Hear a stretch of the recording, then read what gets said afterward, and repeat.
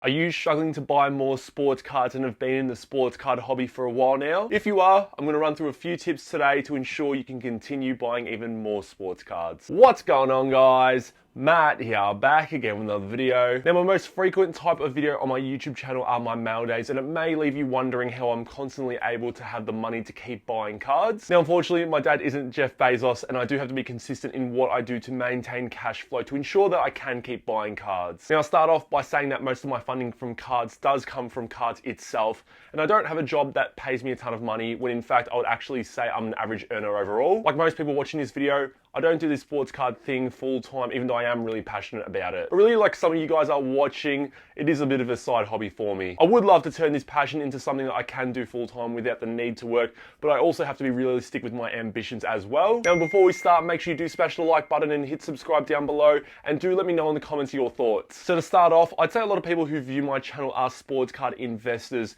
and really the basis of being an investor is putting your money into a card and holding it, hoping to make a profit. The issue I've found personally is that you can hold onto a card for a really long time and wait for it to make a profit when other better opportunities may arise and you've got no cash to buy. I see it all the time, and I'm also a culprit of it, in that you can buy a bunch of cards and not sell them, whether it's because of an emotional factor or, like I said, you're really waiting for growth. I think it's important to have a portion of your cards allocated towards long-term investing, but also equally important to have a portion dedicated towards flipping or short-term investing as well. If you have all of your cards locked in a safe for a long-term investment, you really have no chance to maintain constant cash flow, and instead you're delving into your other finances. You've probably heard the term playing with profit when it comes to gambling, and I think it applies to sports cards very well, in that you want to be buying cards with money you've made from selling other sports cards. Now let's talk about the importance of staying liquid. I did a video last year on 3 other mistakes that I've made on my sports card investing journey, and not being liquid at certain times was one of those mistakes. Being liquid means you have the ability to buy whatever card you want because you do have the cash funds available. Sports cards unfortunately aren't that liquid because there's still a long process behind it when trying to sell a card. But let's run through a common scenario when people see a PC card and they've got no cash available. So what normally happens is people attempt to sell a card by listing it online.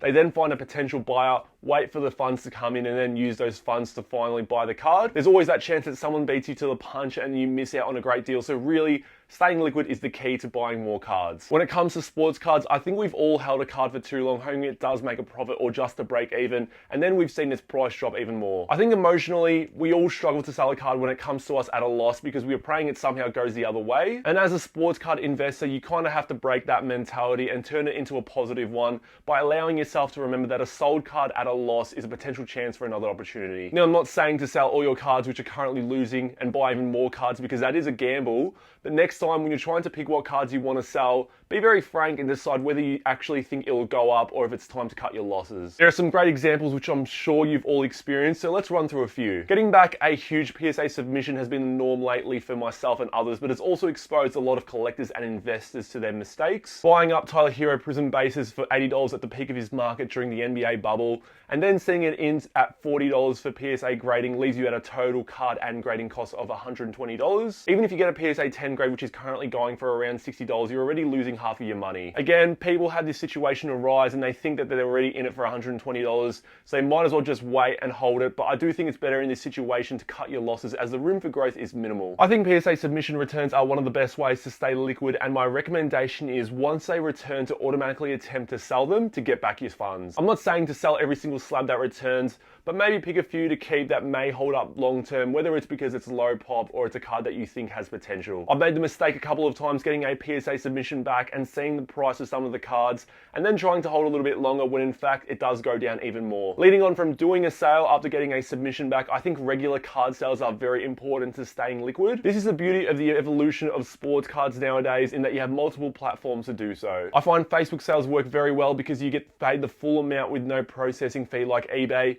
but it also does require a ton of effort setting up and packaging. There's also no guarantee you're able to generate a sale, unfortunately, with all of that effort. Then you've also got platforms like Whatnot, which allow you to do live auctions and have fun and interact with the audience. Another one of my personal favorites are eBay auctions, because it essentially guarantees you a sale at the risk of a low price, but at least it does force you to sell cards and get cash in. Now, I also want to stress the importance of creating an eBay account and having your own eBay store. I know a lot of people as buyers or sellers on eBay are turned off by eBay stores because they do hear of all the horror stories. I've been running my own store now for around 2.5 years, and I buy and sell on eBay regularly, and really I've only had 1 or 2 bad incidents throughout that period. The beauty of eBay is that you can list multiple cards and it constantly exposes you to a larger market. If a player has a great performance, then people hop on eBay and look for their card, and bang, your card's already up, ready to be offered on. Like today, Jalen Brunson went for 41 points in Game 2 of the Mavs and Utah series, and I had a couple of his cards sell on my eBay store. I think consistently uploading cards to eBay is the way to go, with a mixture of selling on other platforms like your Facebook or auctions, which for me works the best when it comes to maintaining cash flow to buy more sports cards. It does take time to build a solid reputation on eBay, so make sure you're doing your bit in leaving feedback, whether you are a buyer or a seller. I think another great example of staying liquid are watching some of the content creators on YouTube nowadays when they go to card shows. Now, I don't have the greatest experience in card shows because I only recently attended my first, but I've learned a fair bit from watching some of the others out there. Card shows are great for staying liquid because it is a great place to sell if you do have a stall set up. Another one of my favorite strategies I've been seeing is when people buy a card knowing there's already another potential buyer that will be buying it from them, and essentially being a middleman for a profit. There are vlogs that I've seen based around people doing that just by having a keen eye and knowledge for cards and making a ton of money just by being the middleman. I've rambled on a little bit here, but there are a multitude of ways that I've observed and you guys can use to stay liquid, maintain that cash flow, and buy even more sports cards. If you've enjoyed the content, make sure you do smash the like button, hit the subscribe button down below, and share it with a friend. I appreciate you guys all as always, and take care.